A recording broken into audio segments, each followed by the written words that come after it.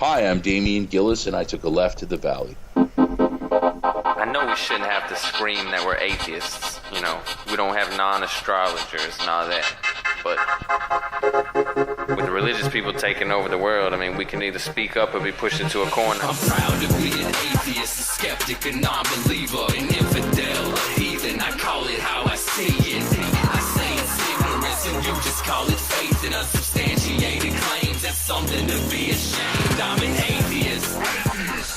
Coming at you from a place out of reach from Trump, this is Left of the Valley. My name is Kevin, and I wasn't strong enough to be a personal trainer, so I gave my 2-week notice. Joining me as usual is a team who are pessimistic about German sausage. They are the worst. She has a phobia about over-engineering buildings, so it's a complex. Nancy. Oh my. And he just had a near sex experience with his girlfriend because she flashed him, Scott. Oh my god. And she shot someone with a starter pistol. It was race related. Annette.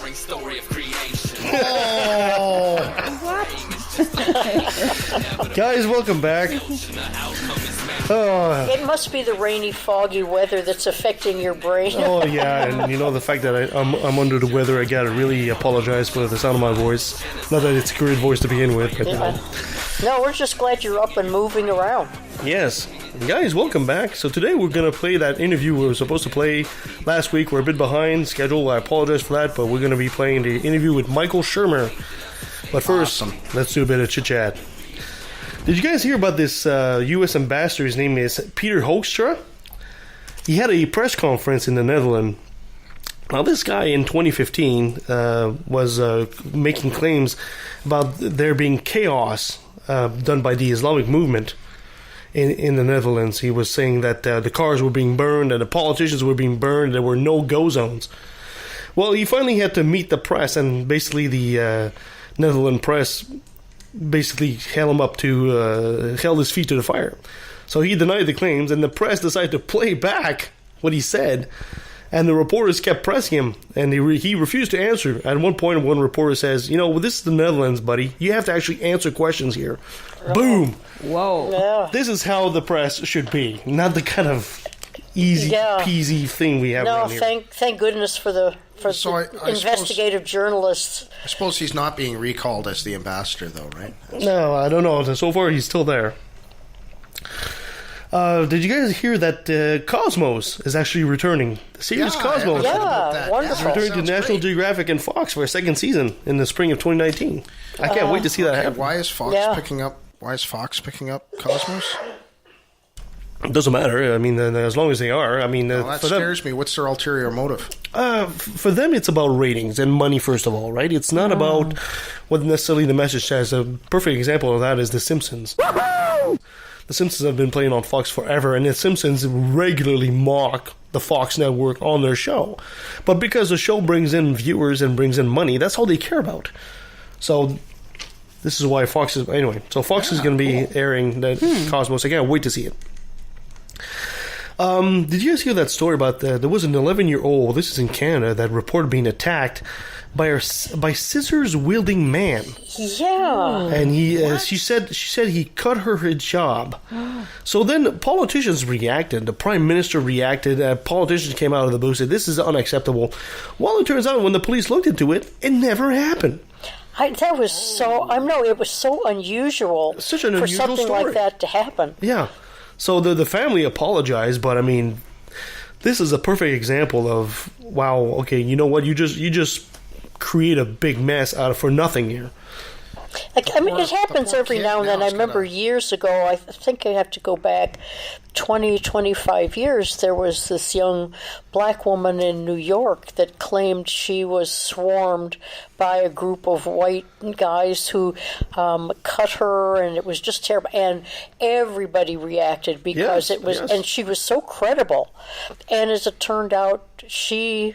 I guess wanted the publicity or thought she was doing the right thing in order to bring attention, to racial problems. Mm-hmm. But it backfired backfired Totally big backfired. time on Well, her. this Yeah, is so an I feel 11 very sorry for this little girl because she's 11-year-old only 11, child. and I Yeah. hope it doesn't, follow her or stigmatize her in terms of telling the truth or whatever as she And I sure hope it grows wasn't older. a political motivation too. It could be an 11-year-old that just said something stupid. Yeah, I heard that the politicians actually forgave her, though.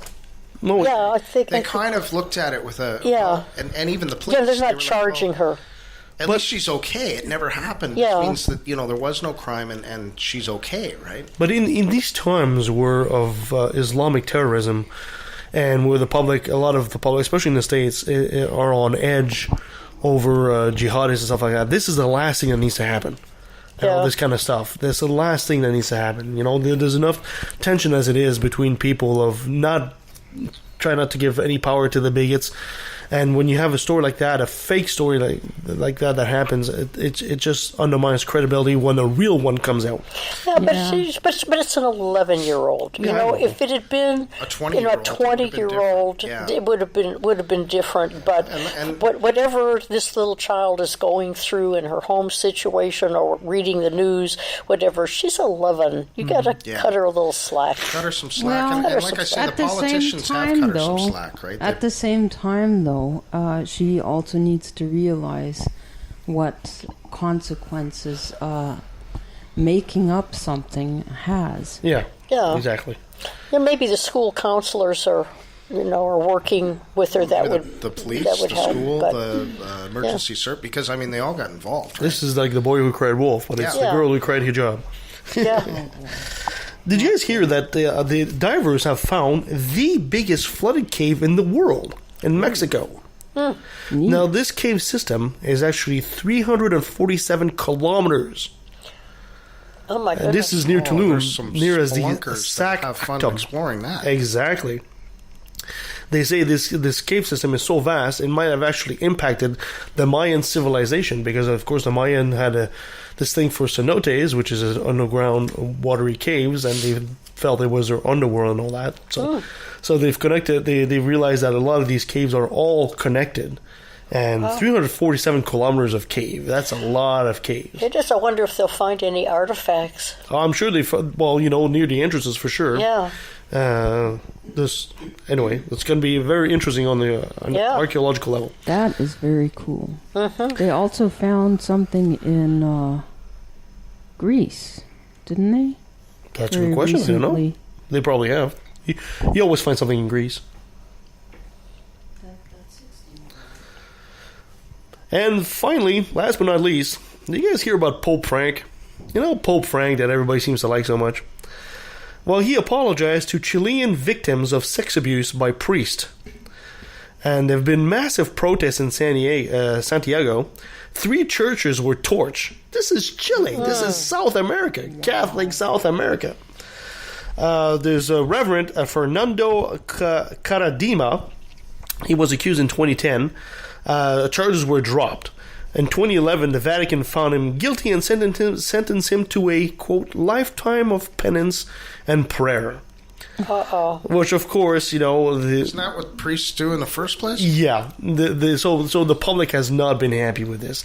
And then Pope Frank came in and he kind of doubled down on it, basically saying the accusers need to provide proof, and they're guilty of slander. Which, of course, then the public just went nuts. And this is when they burned down those churches. Oh my gosh. So, and the Pope Frank, of course, then he appointed the guy's Caradima's protege, which is a guy named Juan Barros, as Bishop of Chile. The power of Christ compels you.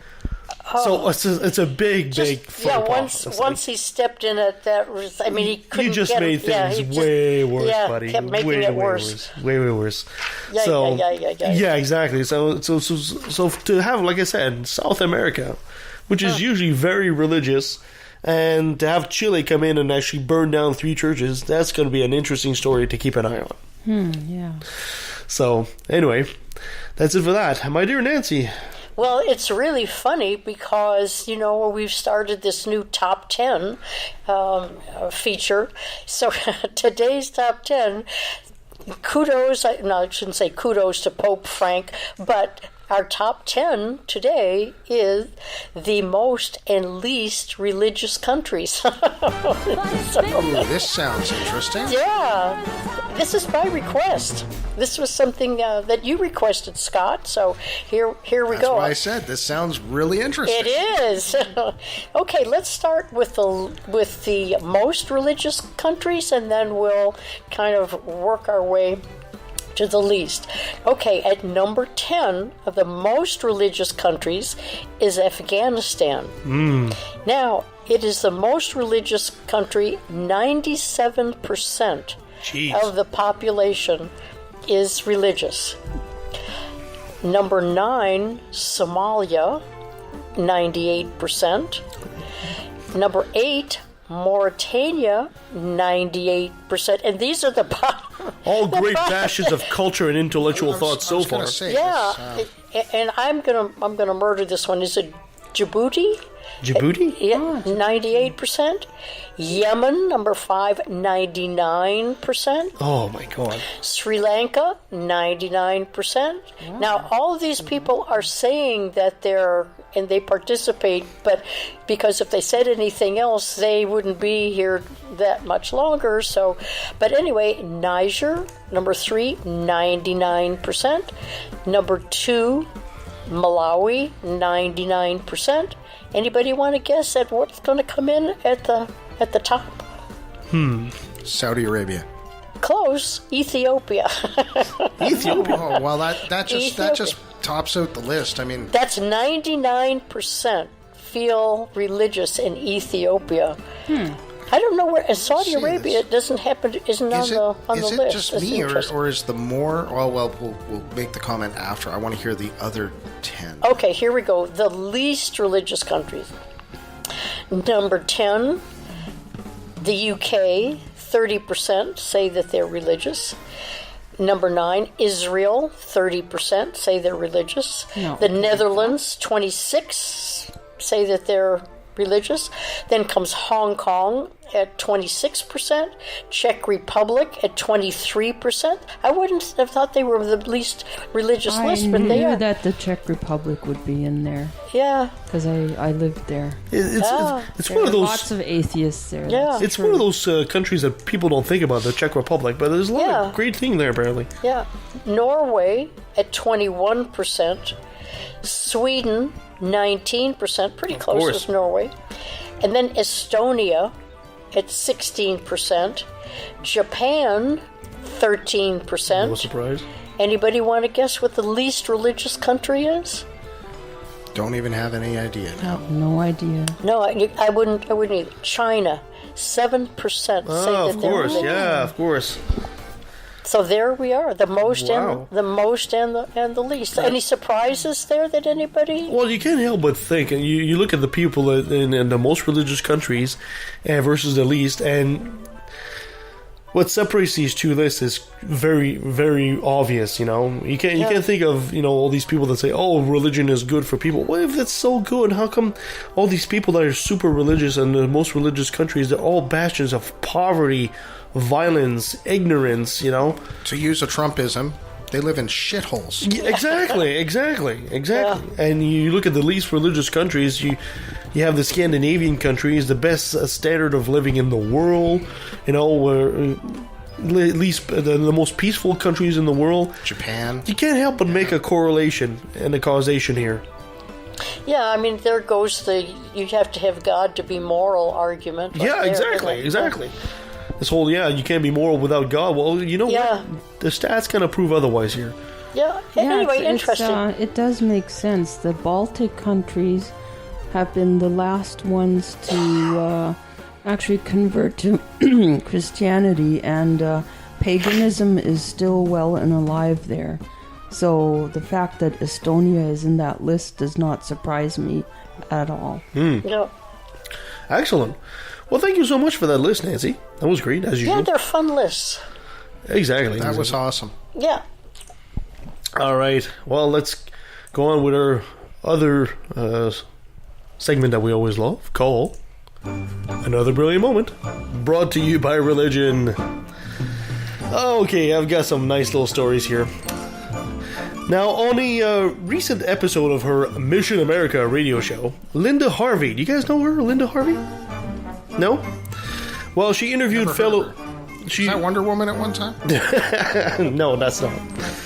She interviewed a fellow anti-LGBT activist, Peter LaBarbera, of Americans for Truth about homosexuality, about the importance of working to, quote, re-horrify society about the sin of homosexuality. Uh-oh. Now think about what she just said there. We need to re-horrify people about homosexuality. Is that a word? Well, it's a made-up word for sure, but Yeah. the thought behind it is, yeah, we need to scare people about gays. Assuming that somewhere or another there was, that people thought it was a horrific, idea to begin with. I mean, it's just let's go back to the 14th century, everybody. Exactly. And may I also point out, like in a country like, for example, right here in Canada, we've had gay marriage for what, 20 years now? At least. Somewhere like that. And you know what? The sky didn't fall. I know the Armageddon didn't happen, and life just kept on going as it always has. No, Amazing. just home prices in Vancouver went through the roof, that's all. That's right. And the Fraser Valley. And a lot of places are much better decorated now for that. Yes, Actually, there's been a positive net gain to this. Positive net gain, the culture's gone up, people are happier here. Yeah, Wow, exactly. what a concept. Yeah, I would like to know what exactly is so horrific about homosexuality. Well, the two lamented that homosexuality is now widely accepted in America, with Harvey voicing her alarm that it's even welcome in public schools where, quote, predators are allowed to use the LGBT clubs to target children for recruitment. Where's this stupid idea of recruitment thing come from? What was the last scandal? Wasn't there just a scandal in the last couple of weeks? I don't know, somebody religious. Well, there's a scandal. No, there's a scandal. I mean, it's hard. We just can't remember. We can't remember them all. I can't differentiate the No, religious scandals anymore. But somebody doing a goat or something, or and they're justified. They're trying to justify it, and it's like, look, you're going to go interspecies and try to justify it based on your religion, but you won't let a man or a woman love another man or a woman? Okay, get over yourselves. Yeah, exactly. So anyway, these idiots are going to fail, obviously. And Poor goat. good riddance. Yeah. Poor goat, imagine waking up to that guy beside you. All right, here's another story. Another day, another Christian horny for Armageddon. Oh, Guys, this has become a semi-annual tradition. The world is going to end. Of course it is. Of course it is. On a regular basis. Yeah, there's a semi-annual, at least, end of the world, and at least twice a year. But this year it's going to end on June 24th. Oh, okay. Yeah. Set your calendars. Set your calendar. If the doomsday prophecies of the past are anything to go by, then you should take absolutely no notice of this, by the way. Someone has read the Bible really, really closely, unlike all the other times, right? Yeah. And the world is actually going to end. This is it. This is it, right? around. No fooling around this Okay. time. So conspiracy theorist Mathieu Jean-Marc Joseph Rodrigue has highlighted a passage in the book of Revelation as a sign of 2018 could be the Earth's last year. The passage reads, quote, "He was given authority to act for 42 months. Oh my gosh! That's it. He found the I'm sentence. so convinced. So convinced. So Rodrigue thinks that when the passage is added to the crop harvest and price, it indicates a shocking truth. I have no idea how he got that. And then Rodrigue wrote, quote, "I heard a voice in the middle of the four living beings. Oh, good Lord. This is wisdom. He who has intelligence can interpret the figure of the beast. It represents the name of the man. His figure is 666. So his conclusion was, when added together, I'm not sure how he gets the data out of that, but apparently the sum indicates that the world will end June 24th, 2018. He didn't give any more details than that, so I still can't follow how the hell he got there. So apparently I'm not smart enough to figure this out. Yeah, but at least we know what day to party this year. Exactly. June 23rd, that's right. The Exactly. 23rd. Yeah. Yeah. Because on the 24th, it's all over. It's all over with. You won't have That's to right. you won't have to deal we've with got till the 23rd till midnight. Now, if you guys have been following by, and remember that if you keep your card, or your bonus card there, the 9th Nth of the world, your 10th one is free. So keep an eye on that. Oh, okay. Here's another one.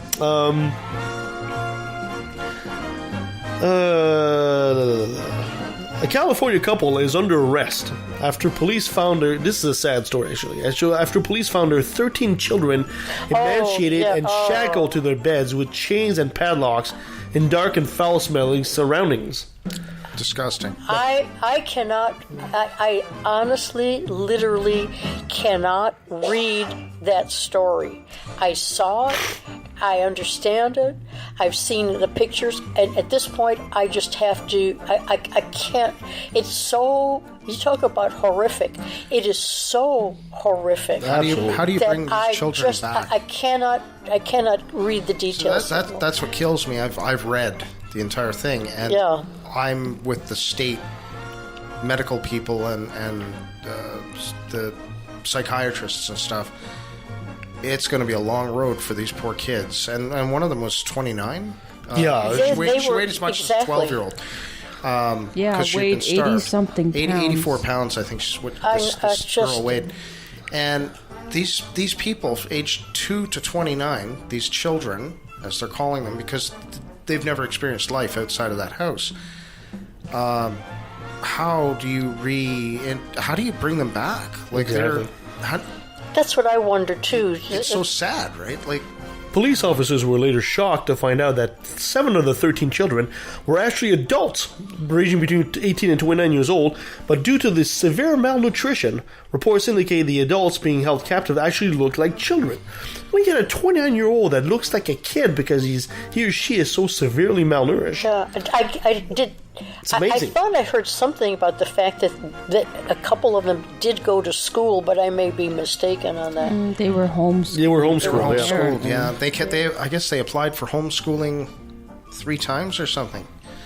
Well, this is maybe a little controversial because I understand, we all understand, but somewhere along the way, wouldn't somebody think to maybe report anonymously? Well, it's worse than that because... I mean, they were in Texas. They had a house in Texas that... that it was the same living conditions, and nobody said anything. It's worse than you're saying, because the parents, the name is David Allen Turpin, 57, and Louise Anna Turpin, 49. Now, James and Betty Turpin, which are the parents of David, so the grandparents, and grandparents of the abused children, said that, quote, God called on them, referring to the son David and wife Louise, to have as many children as possible.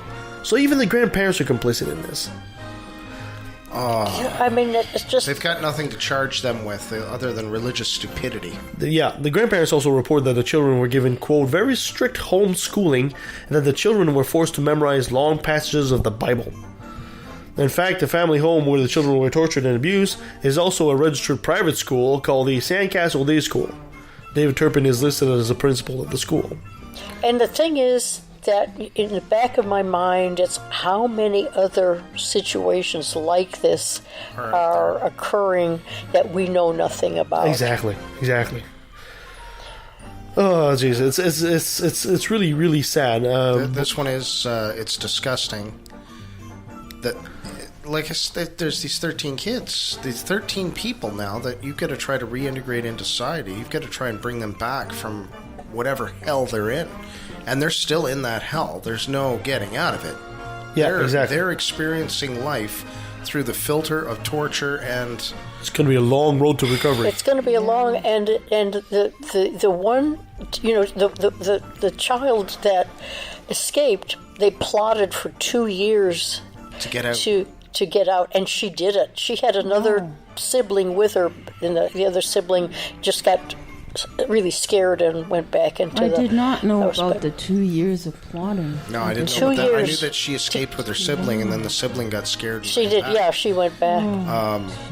But can you imagine what it took? The courage that it took her yes, exactly. to go and report that, and I can't imagine what it's like for the first responders who showed up. You know, the police and then the fire department and the ambulances, and to see the conditions it's just, I can't. people were in. I mean, I've read it once all the way through. We're talking about it now, but it's just How shivers. did the cops feel having to arrest these animals? Well, the article doesn't say, but the bail has been set at $9 million each. So these people are staying there for a while. That's cheap for Yeah, them. and I hope they do throw the book at him. Because I think they're going to throw the book. I think they may be facing life in jail. And what's even more sad is, this is actually not the first story we've heard of this like that. It's almost a common story of these people being held like that against their will. So it's pretty sad, but it really goes to show what brainwashing religion can do for you. We wish them all the best. Exactly. Well, thank you guys. Thank you for your thought on this. So let's take a quick pause, and when we come back, we'll be playing the interview with Michael Shermer about his new book. Oh, wow. So stay with us. A Canadian, a New Yorker, and a Southern belle walked into a podcast, and all hell broke loose. Seriously, though, what happens when we three ladies get together? Well, definitely a lot of talking. And accents. Funny accents. Well, I don't have an accent, but my co-hosts sure do. We mix North, South, and the Great White North together for 2 hours of pure secular discussion. Nothing is off limits. From goofy religions like Scientology, woo like ghost hunting and alternative medicine, to hardcore history, hermeneutics, sex, and science. We cover it all. What the heck is a hermeneutic? Well, it's not a guy named Herman who sings falsetto, that's for sure. Join Beth, Ashley, and myself, Deborah, every Monday night at 9:30 p.m. Eastern, and we take you beyond the trailer park and bring the conversation to life. Join us live on YouTube and participate in the conversation via the Q&A system, or catch us later on Spreaker, Stitcher, iTunes, and Nobex. Visit www.beyondthetrailerpark.com for links to the show and our upcoming schedule. Bring your wine and sweet tea and settle in for fun facts and free thinking. We happily wear the explicit tag, though, so make sure to wash out your mouth with something tasty before listening. That's live at 9:30 p.m. Eastern on YouTube. Come give us a like and a share, no matter what type of accent you have. If your skepticism is socially conscious and doesn't take itself too seriously, you might like life, the universe, and everything else.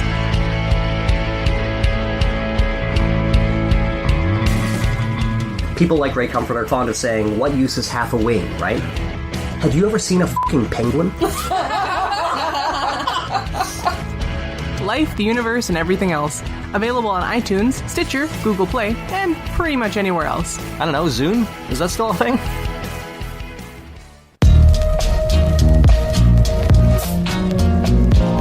Whoever is led to believe that species are mutable will do good service by conscientiously expressing his conviction. For only thus can the load of prejudice by which this subject is overwhelmed be removed. So what you know about natural selection? Go ahead and ask a question and see where the answer gets you. All right, well, joining us on the line is none other than the incredible Michael Shermer. Now, you guys might not know this, but last time I spoke to Michael Shermer, I've got this picture of him kicking my ass at arm wrestling at Imagine No Religion. He's a snappy dresser and a snazzy dancer. I have a picture of that somewhere. That's right. Michael, thank you so much for joining us on Left of the Valley yet again. Nice to talk to you guys. So today we're discussing your new book, but before we do that, I know you're very well known amongst atheist circles, obviously. You might not be as well known in some other circles, especially maybe up here in Canada. Maybe you'd be so kind to give us a brief introduction as to who Michael Shermer is. The potted biography. That's right. Yeah, so I'm the publisher of Skeptic Magazine, which is a quarterly magazine of the Skeptic Society. We're a 501c3 nonprofit science education organization. Our thing is promoting science and reason and critical thinking. And then I write a monthly column for Scientific American called, appropriately enough, Skeptic. And I've been doing that for, 205 consecutive months as of this month. Wow. And And then I'm a professor part-time I'm an adjunct professor. Technically, I'm a presidential fellow, which is a fancy name for adjunct prof. At Chapman University, I teach a course called Skepticism 101, basically teaching these 18-year-olds with brains of mush how to think critically. And then, I write my books and do public talks and stuff like that. So, that's kind of the in brief summary. I live in Santa Barbara, California now, where I hate to tell you because I have a feeling it's cold where you are. It was in the mid 70s today. Oh, it's terrible. It's terrible. Oh, the pain of it all. all. To be fair, though, for Canada, we live in like the warmest place. I think it's 34 right now. No, you can use some of that global warming now, huh? Yeah, that's right. That's right. So I guess we'll talk about your new book that just came out, Heavens on Earth. Now, I'm just reading some. You've got some incredible high praise here already. Like you get some high praise from Jeff Goldblum, from Neil deGrasse Tyson. I mean, good day, sir. Thank you. Yeah, those are good friends. Yeah, so those blurbs on the back of a book, of course, are gotten months before the book comes out. What's really nice to see is reviews by people I don't even know, and in publications. The New York Times just came out last week with a positive review, so that was nice. But yeah, my favorite one was from Jeff Goldblum. I got 10 Goldblums out of a possible 10 Goldblums. Wow! But it sounds pretty good. I like what Neil deGrasse Tyson said. He said Michael Shermer is a beacon of reason in an ocean of irrationality.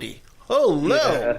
Yeah. Neil's he's really good at coming up with punchy one-liners. I have a feeling he's gotten practice from doing tweets, measured tweets, not like our commander-in-chief. Even high praise from Deepak Chopra. Can you believe that? He got a high praise from Deepak Chopra. Deepak and I are kind of friends now. We've been at odds at each other for a long time. And but we just decided, really thanks to the intervention of my wife, Jennifer, to actually go down to his center and participate in his program, which is meditation and yoga and the tea and diet and the whole thing. And it does make a difference, leading that certain kind of lifestyle. You don't have to believe in the woo, he tells me, which is good because I don't, for it to work. So in any case, I think it's better to try to understand the worldviews of people who differ from us. The world's already too tribal. We don't need more tribes. So I just decided I would reach out and give it a try, and he's been super open to talking to me about this. We're doing an event, actually, in New York City. Actually, it will have been done when you air this. So, where we just sit down and talk in front of an audience and see what we can find out about our different worldview differences. So that's actually a chapter in Heavens on Earth. This is a chapter devoted to what I call the Eastern wisdom traditions, because it's not really just straight Buddhism. Deepak's is sort of a Western Buddhism, which is really experiencing quite a resurgence in America now. There's a bunch of new books about Buddhism and why it works and why it's true and so forth. So I think it's in terms of what I'm trying to do in Heavens on Earth, talking about the afterlife and immortality. They don't really believe in anything remotely like the Western religious traditions of the afterlife. It's more like just kind of a continuum. Everything is conscious. The whole universe is conscious. And that, physical manifestations in the form of, human bodies or rocks or whatever are all just different shades of consciousness. And so when you die, according to Deepak and these Buddhists, you just return to where you were before. Which is, I don't know where that is, but I'm hoping to find out. Not anytime soon. I mean, when I'm just talking to Deepak, I'm in no hurry to find out what actually happens after I'm gone. Yeah, with my chance, I'll be reincarnated as a rock anyway. So yeah, but then you'll be somebody's pet rock, which is not such a bad idea. Aww. So your book now, this Heavens on Earth. What is the genesis of that book? What prompted you to search for the afterlife? Well, I'm now in my 60s, so I guess you could say I'm cramming for the final. And although that doesn't mean what it used to mean in my father's generation. So, actually, my father died. My biological father died when he was 61, so I'm 2 years past him now. So, it just sort of got me thinking when I hit that that point there 2 years ago. It's like, okay, well, but also it's kind of a continuation from my other books. Just from a skeptical perspective, I wasn't simply interested in debunking religious notions of heaven and the afterlife, because those are kind of low-hanging fruit. Although I have a chapter on those, but really the interesting thing is the secular attempts, what I call afterlife or atheists, people that want to live forever. Starting with the radical life extensionists and the low calorie diets, and working your way up to transhumanists and replacing your body parts, and then the cryonics, and then ultimately the idea of the singularity, and Ray Kurzweil and all these guys talking about uploading your mind into a computer so you can live longer or forever. And when you start reading this literature and going to their conferences, which I did, it's like I felt like I was back in church. It's like, wow, I mean, these guys are really they are out there. Now they all love science and technology, so that part's cool.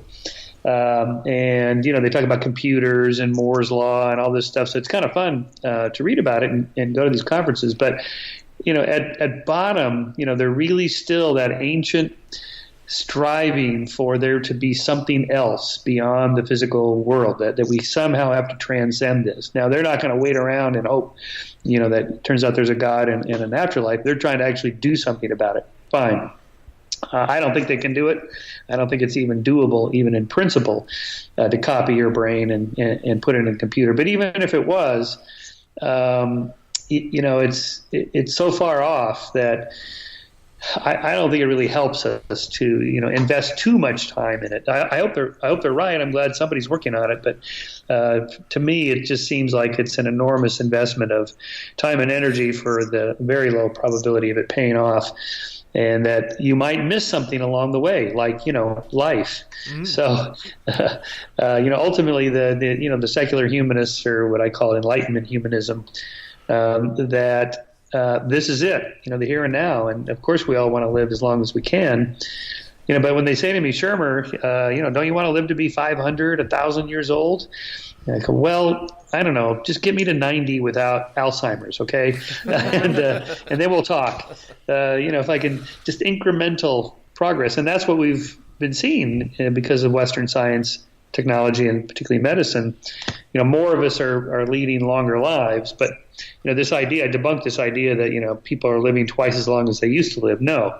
People, 1,000 years ago lived to be 80, 90, 100 years old. Just not very many of them. But no one's living past the upper ceiling of about 125. And so that's what these transhumanists and singularitarians want. They want to break the upper ceiling.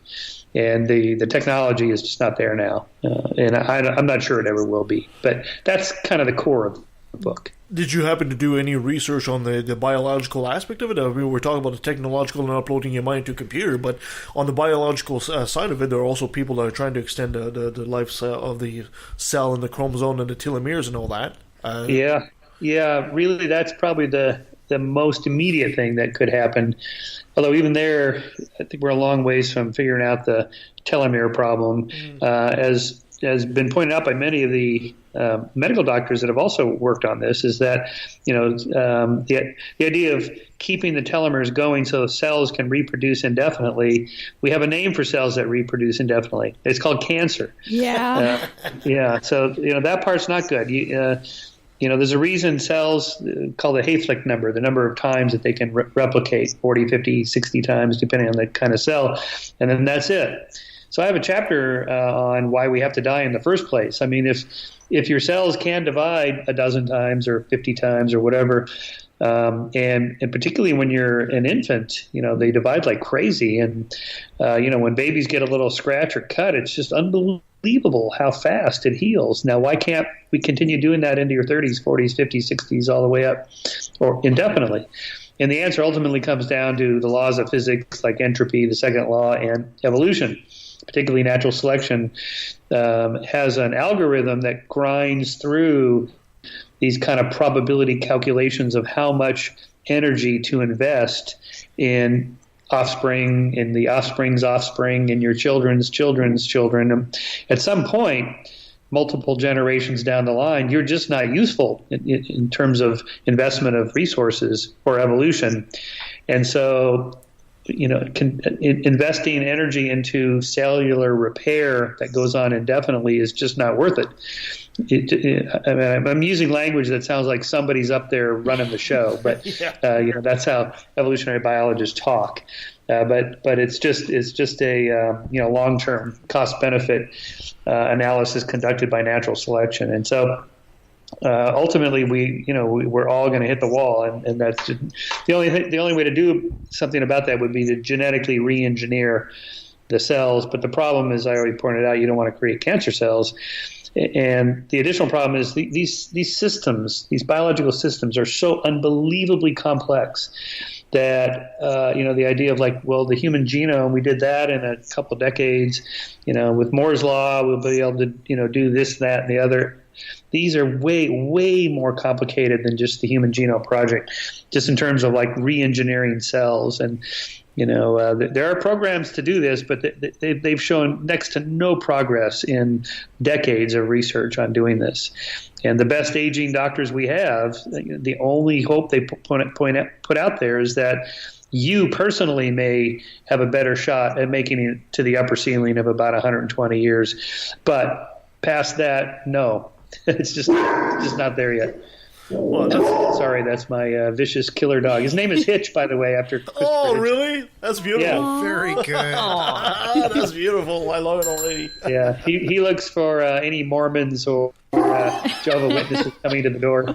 Wow, I'm impressed. Oh, okay. Well, that's kind of a downer, though, when I'm looking at this, because I was kind of, naively hoping that Michael Shermer would have the answer to immortality, but I guess I'm wrong on this. Michael. Well, of course, you can live on through, your children or your work. Oh, I'm doomed already then. Through making a difference in the world. Of course, as Woody Allen said, I don't want to live on through my work. I want to live on in my apartment. And, at the moment, I'm sorry, it's just not there. And I think it's delusional to think otherwise. Yeah. Again, I'm glad people like Ray Kurzweil are working on the problem. And, he works for Google now. They have, a lot of money to do something about it. But again, if they could just solve specific problems like Alzheimer's, senility, heart disease, cancer, just one by one, pluck them off. That would be real progress that could make a difference in people's lives right now. Those are probably more worthwhile problems, too, because if you start aging people, all these problems are going to crop up. Yeah. Yeah, exactly. You'll be aging them 500 years with Alzheimer's. Yeah.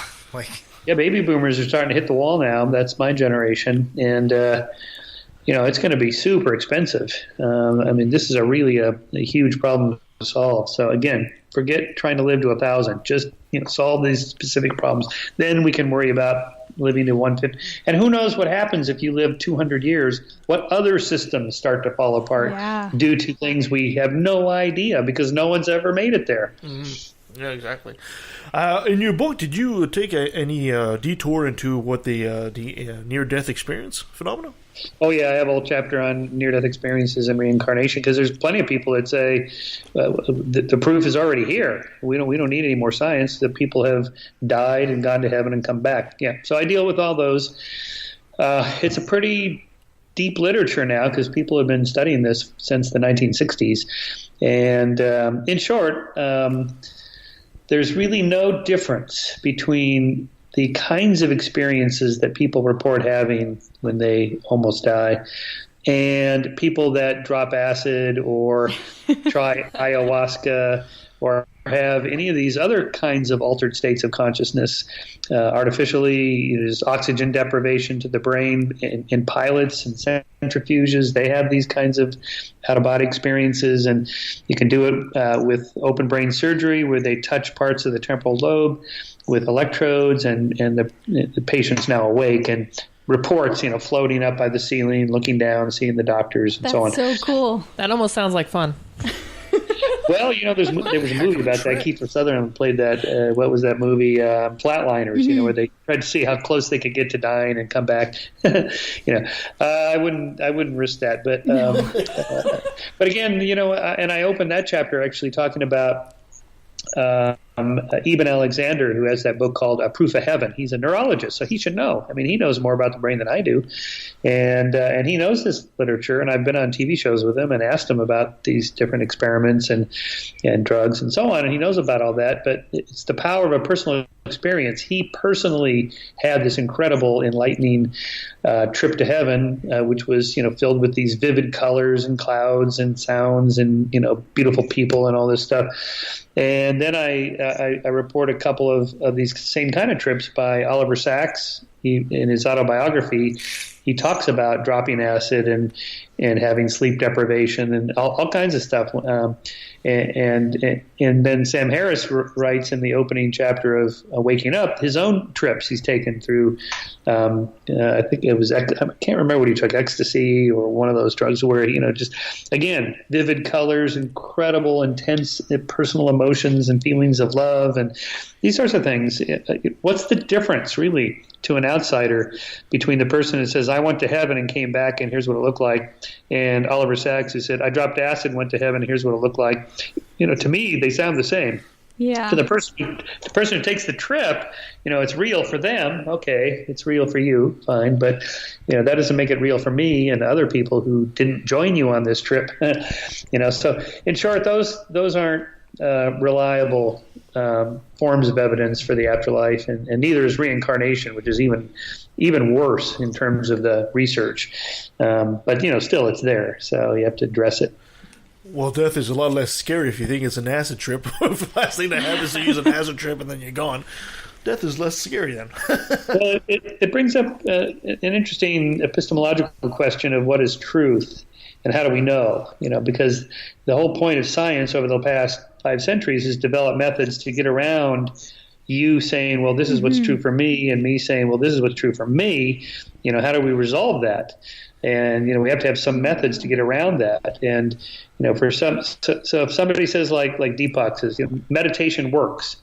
Well, what do you mean it works? You mean it works for you or it works for everybody? Or, it works for 60% of the people for these conditions under these circumstances or, whatever. This is what we want to know in medicine and science. Not just it worked for you. I took 2 aspirin, my headache went away. But no, I took tree bark and my headache went away. Okay, none of this is helpful. These are just anecdotes. We need, something more than that. And, I say, I like dark chocolate and you say you like milk chocolate, which is true. Well, we all know dark chocolate's better than milk chocolate. Or if I say, Stairway to Heaven is the greatest rock song of all time, and you say, no, Freebird is the greatest rock song of all time. How do we resolve those truth claims? We can't. In science, we have to get out of our heads and look at, what works for, the collective or the community of people studying this particular problem. And that's what's always been the issue with these personal experiences that people have, these gurus and these shamans and so on that, go to this other world and come back and report what it's like. How do we get out of that person's head and make it replicable? And the only way to do it is to go join them and drop acid or whatever. And, I don't know. Michael, do you feel that, for the species to be making up gods and afterlife and all that, is it fear that drives us to do that, or is it pride, or is it like ego? I think fear is not quite the right emotional word. There's a theory actually called terror management theory, which goes like this: that people are so terrified of dying that they create art and music and literature and cities, and the whole spur of human creativity is driven by this impulse to push away from death. And I debunk this theory pretty thoroughly. I think it's fairly popular actually. I was amazed at how much literature there is in this terror management theory, but I don't think it's true. I think the problem is a little more subtle than that we can't actually imagine what it's like to be dead. I mean, go ahead right now, close your eyes and imagine you being dead. What's that look like? And it doesn't matter what you come up with. That isn't what it's like, because to experience anything and imagine anything, you actually have to be sentient. You have to be conscious. And if you're dead, you're not conscious. So it would really just be boom, boom, lights out, like in anesthesia. Count backwards from 100, you get to 97, and that's it. Lost time. I lasted until 94, but You left 94. Yeah, that's pretty good.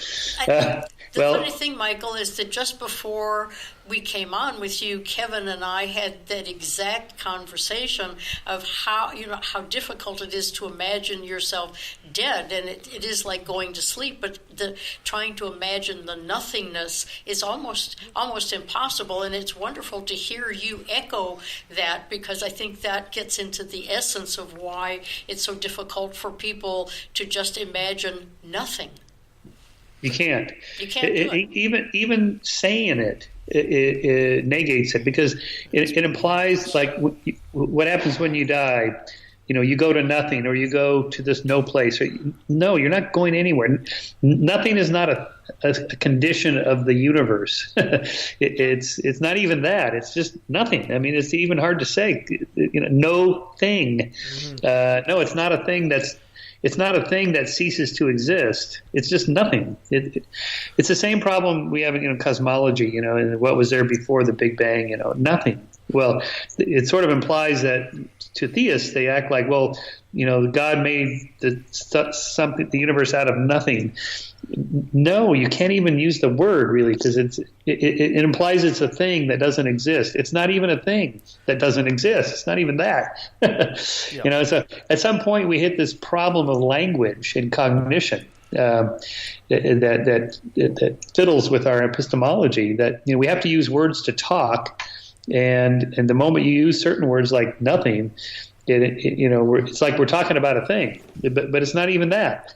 So here we hit this impossible problem. You can't know what it's like to be dead, but we imagine, that we continue on somehow. And I think that's a byproduct of our brains. So just the way our brains are wired up.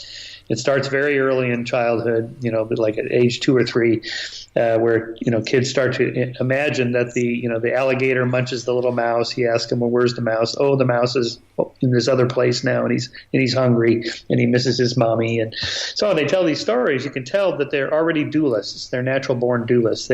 They imagine something continues on. So I think it starts so early that I think it's just something we're born with.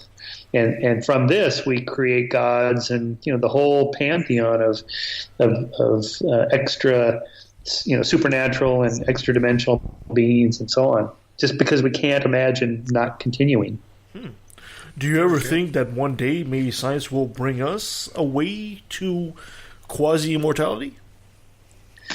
Well, again, like everybody else, I want to continue on in my apartment, and or as Hitch said, that death taps you on the shoulder at the party and says you have to leave, and worse, the party's going to go on without you. Oh no!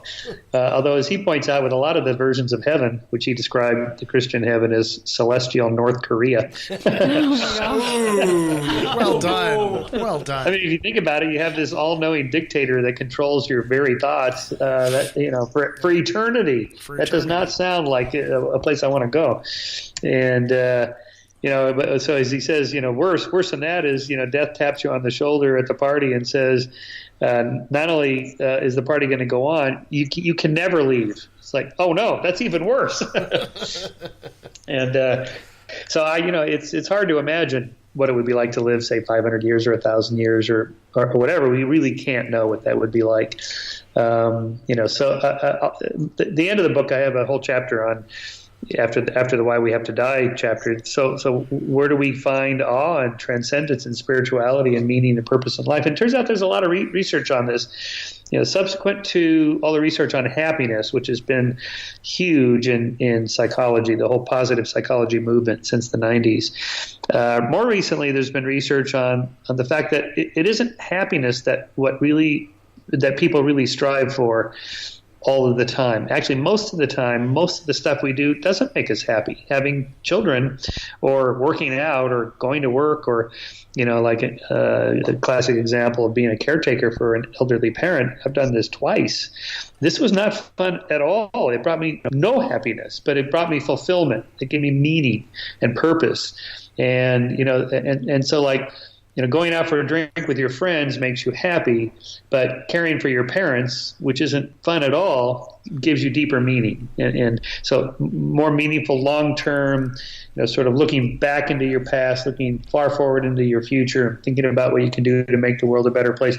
That's actually what makes a difference in people's lives. It ends up being what gives people deeper, more fulfilled lives, even if they're not happy in some kind of hedonic pleasure sense of just, plugging in the morphine drip and sitting there staring into your virtual reality goggles forever. That's not going to do it. Yes, come on. Stop that. Yeah. Hey, come on now. I like my virtual reality goggles. You like the morphine drip? The morphine drip is fun. And the morphine drip is flipping awesome. Actually, I prefer, what was it? Demerol. What a good trip that was. Yeah, I've had some of that because I've had some major surgeries. After I had a hip replacement. That was the one I lasted to 94. Yeah, there you go. I was super curious. In your looking into all these different subjects to write into your book, what were you most excited about researching and finding more about? An excellent question. Yeah, well, all of it's pretty interesting when you start delving into it, because it's really the deepest question we can ask. What's the purpose and meaning of life? Because we're going to die. What does this whole thing mean? The universe and all that stuff. So, on the one hand, there is what I call Alvy's error. Alvy Singer. This is Woody Allen's character in Annie Hall. And there's a scene early in the movie where he's a boy, the flashback to his childhood. And his mother's screaming at him to do his homework, and he won't do his homework, so she takes him to the doctor, psychiatrist or whatever it is, well, okay, Alvy, why won't you do your homework? Because I found out the universe is expanding. He says, the universe is expanding? He goes, yeah, it's expanding, and billions of years from now, it's all going to rip apart, and none of this makes any difference at all. And his mother screams at him, you don't live there. We live in Brooklyn, and Brooklyn's not expanding. So go do your homework. So on the one hand, when we talk and write and think about these big issues, that's all fine and good. It's fun, and it gives us some meaning. But the bottom line is tomorrow you got to go to work. You got to pay your mortgage at the end of the month, and your bills are due, and the dog wants to be fed, and this is we don't live in that world. And so this is what I tell Deepak. He's always talking about consciousness, and who is the I asking this? Where does red exist, and how do you know? And okay, this is all fun. This is like college philosophy 101 class. It's great, but at some point, that's not the world we live in. So while it's good to contemplate immortality and death and all that, what it all means, really it comes down to kind of a practical set of things we should do just to make our lives more meaningful, which is just get up tomorrow and go to work, take care of your partner and spouse and your kids and your dog, and just do help be with your friends and be a good person, and those are the kinds of things that secular humanists talk about a lot turn out to be the best things we can do to improve our lives, and it's really more about doing stuff rather than talking about what's the meaning of life. We get it. That's what it comes down to. Yeah. Secular humanists get it. Yeah, I think he's right. I think the fact that we know we're going to die drives us to do things. If otherwise, we probably wouldn't do if we thought time was timeless. We get it. Yeah. Yeah, in a way, it kind of puts a period at the end of the sentence that you're driving toward. It's like, okay, if you lived 1,000 years, maybe you think, oh, the hell with it, I'm not going to work out tomorrow because I'm going to live that long anyway, or whatever, So anyway, I think it's a hard problem because the theists have had run of the show for thousands of years, and they always turn to the afterlife and God and the supernatural. And our team, so to speak, we've only been around for a couple centuries and really just a few decades in which we've had any kind of large voting bloc, so to speak, enough people that are not religious that, these kinds of questions with the answers that we try to come up with, this is really important now because there's a lot of people looking for, okay, I don't believe in God anymore. Now what? So those of us in this community, all of us, you guys, podcasters, bloggers, writers, whatever, it's all on us now to, really come up with some good answers, because more and more people, the nuns are the fastest growing group. The people have no religion. And so now what? So now's the time to do this kind of stuff. Definitely. Right on. Excellent. Michael, thank you so much for joining us on the show today, but the mic is all yours, my friend. Be shameless. Go ahead and plug yourself. Oh, okay. Well, so the best place to read about me and my work is, skeptic.com is my magazine, michaelshermer.com. And of course, fine bookstores everywhere carry my books. But if people want to, actually now would be a perfect time to order Heavens on Earth from Amazon or one of the other online sites, because that's what, that's so-called Matthew effect. The Matthew effect, when Jesus said, "To those who have, more shall be given." Okay. in marketing, this is a real thing. The bestseller list. More sales drives more sales, and so on. Anyway, so. In terms of trying to make a difference, religious books do very well. It's time for secular books to do well too, and that's what we're trying to do. Excellent. So the book is called Heaven on Earth. Heavens on Earth. Heavens on Earth by Michael Shermer. Thank you so much, Michael. But before I let you go, I gotta have you say, "Hi, I'm Michael Shermer, and I took a left at the valley." Hi, I'm Michael Shermer, and I took a left at the valley. And that was Michael Shermer. What a great guy. Yes, what a great guy indeed. Yeah. We had a fun time with him. And it's a second interview. We had the pleasure of having him on the show there. So that's pretty cool. Yeah, it is. He does a lot of good work. So he does. And we'll be seeing him soon again, I hope. Yeah, absolutely. Perfect. Welcome anytime. Yeah, indeed. Well, thank you so much, guys, for being on the show with me today. Even though my voice is not sounding all that great. Oh, that's all right. You rose to the occasion, and we're proud of you. Yes, I certainly apologize to our audience about that. So next week, we'll be talking to Phil Ferguson. We'll be talking about the whole Bitcoin phenomenon and cryptocurrency, so that should be interesting. Yeah. And for February, on the 3rd, we'll have our old friend Chris Christensen, the Christian. He'll be coming into the Lion's Den. Oh, wow. And he'll be talking about his that's thoughts on That's always fun. He's always willing to talk with us. Yes. He's a good person. Yes, he is. On the 10th, we'll be talking to our old friend David Fitzgerald about his latest book.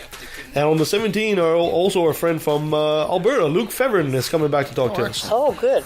And here's something interesting for you guys. On the 25th, we're going to do it on the 25th. We're going to actually, Left of the Valley is going to be doing a live show at the stage in Mission.